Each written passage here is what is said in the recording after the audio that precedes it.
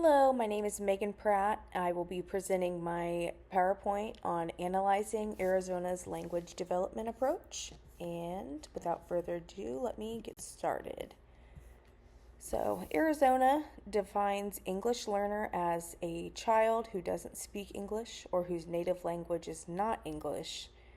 And this is also somebody who doesn't currently perform ordinary classroom work in English.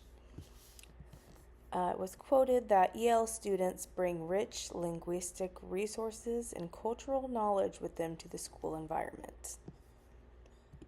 Okay, so according to a study done by the Digest of Education Statistics, as of fall 2021, 93,379 Arizona students were EL students, which was roughly 8.2% of the total enrollment in public schools.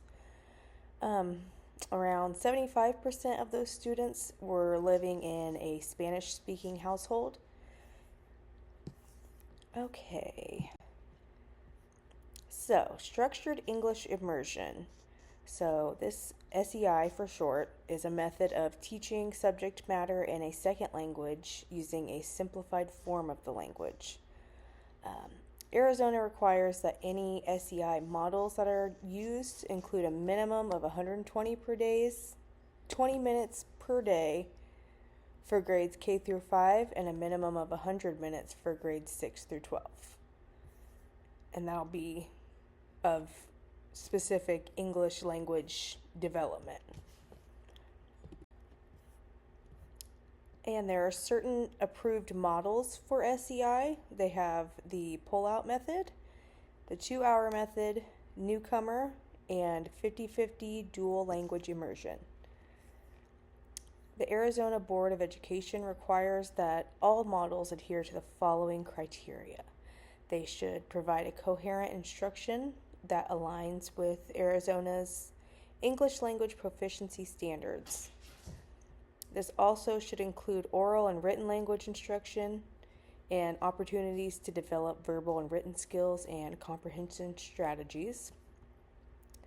Students should have access to complex language content, and it should also include parental engagement strategies. Okay, so let's go into those models and kind of dive into those separately. So the pull-out model is basically the students are pulled out of their classroom for part of the day so they can receive specialized English instruction in a smaller group setting. During the session, students will receive instruction in the areas of reading, writing, speaking, and listening. The goal here is to help students develop English proficiency while minimizing disruption to their participation in the general education curriculum. Okay, up next was the 2-hour model. Students basically will receive a minimum of 2 hours of English language development each day. So the 2-hour sessions will focus on language acquisition, including grammar and vocabulary, and this aims to accelerate their English proficiency. The goal is to provide a structured English learning environment within a 2-hour block so that students can reach proficiency faster while still participating in other general education classes. Alright, so the dual language immersion model, or the 50-50 model, is meaning that instruction is delivered in English for 50% of the day and then another language for 50% of the day. So EL students and native English speaking students are taught together in an integrated setting. This is meant to promote bilingualism and biliteracy.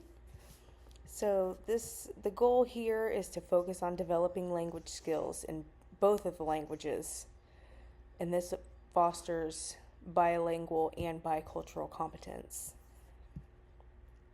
All right, our last model here is the newcomer model.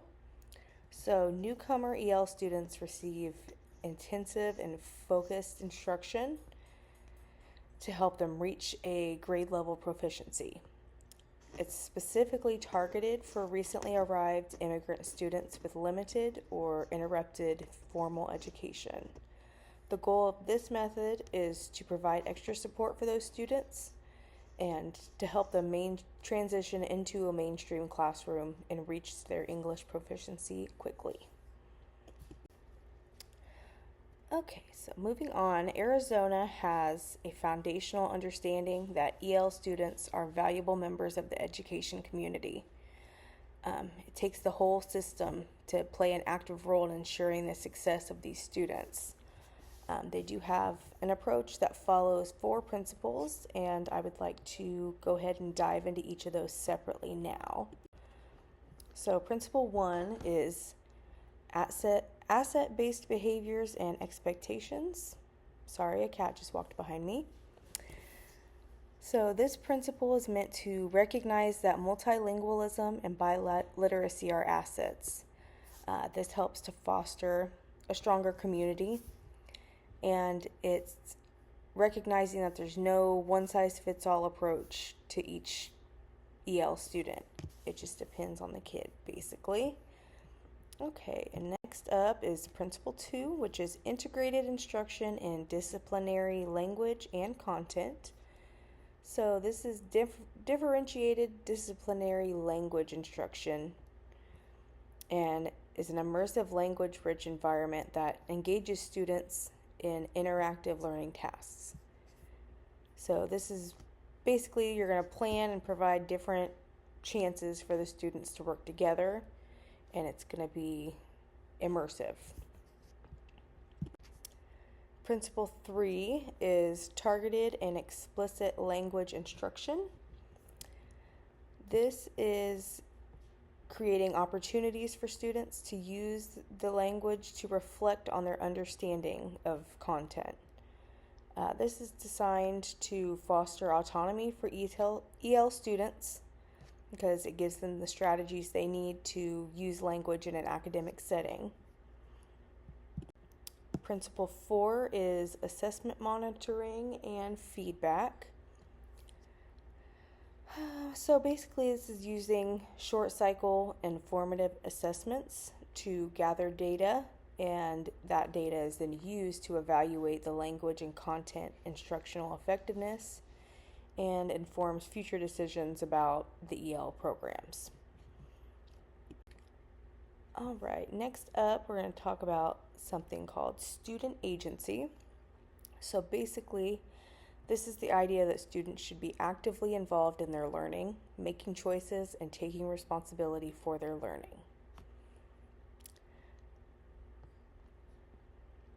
As EL students use content and language in tandem to reach their goals, it helps them to develop confidence. Giving them choices and open-ended opportunities encourages them to recognize their strengths, and creating a learning environment that increases motivation and engagement is good for that as well. All right.